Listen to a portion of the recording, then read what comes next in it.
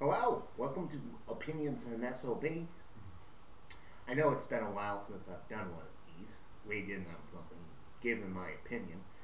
But I saw something in the news that kind of grabbed my attention. I thought I'd talk about it. And that is the Ashley Madison scandal. Now, for those of you who aren't keeping up, Ashley Madison was this kind of dating site for married people.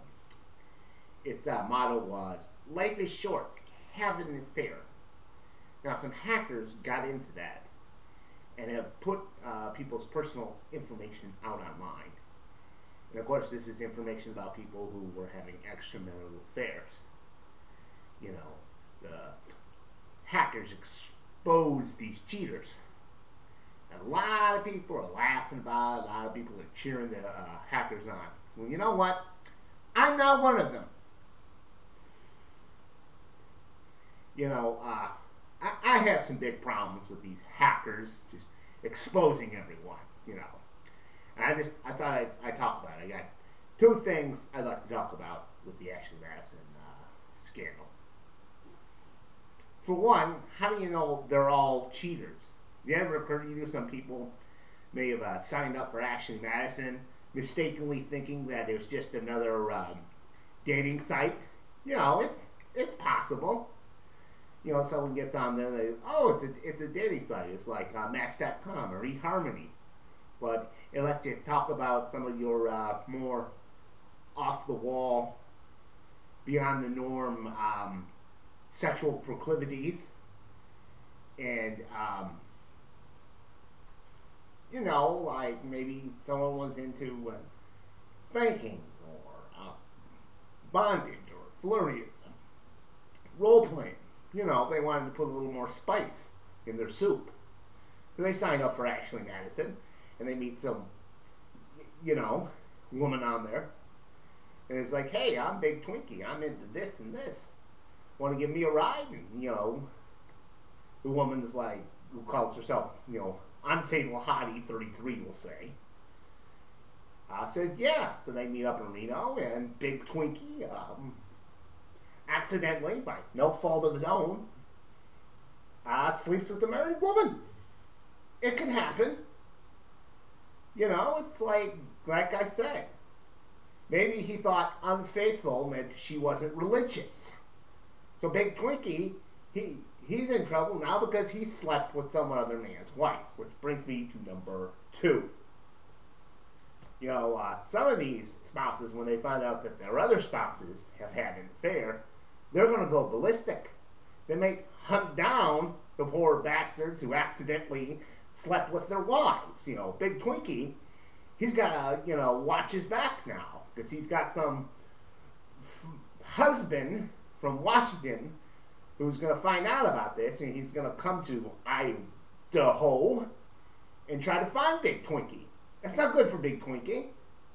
I mean, he just slept with the woman because he thought she was single. And when she said, oh, I'm having an affair, he thought it was part of the role-playing game because, he was there pretending to be a naughty schoolboy. He thought she was going to pretend to be a sort of dominatrix headmaster. So she says she's an unfaithful housewife who hasn't been pleased in a long while. That's what he thought it was. It's part of the role playing. So another point, three.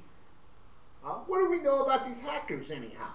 Everyone wants to make them heroes because they're standing up for morality and decency. But who's to say that they're actually decent people? They sound like a bunch of jerks. And they're kind of like anonymous in the fact that they're anonymous and we don't know who they are. For all we know, they're just nothing more than a bunch of divorce lawyers trying to up their money. You know what I'm saying? And speaking of the hacking, isn't that illegal? I mean, if the government can read our emails or listen to our phone conversations without everyone just flipping the lid, then why are these hackers getting a pass?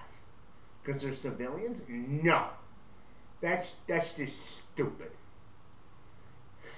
And 5, speaking of hacking, where does this end? You know, these hackers, these self-righteous clowns, you know, where are they going to attack next? You know, other sites that are supposed to be private, like Amazon. They're going to look at the stuff you buy. It's like, hey, look, this pervert here, Big Twinkie, he bought himself a wooden paddle. We all know what that's for. Or like Netflix. It's like, look, Big Twinkie likes to watch movies like Naughty Cheerleaders and Kinky Nurses.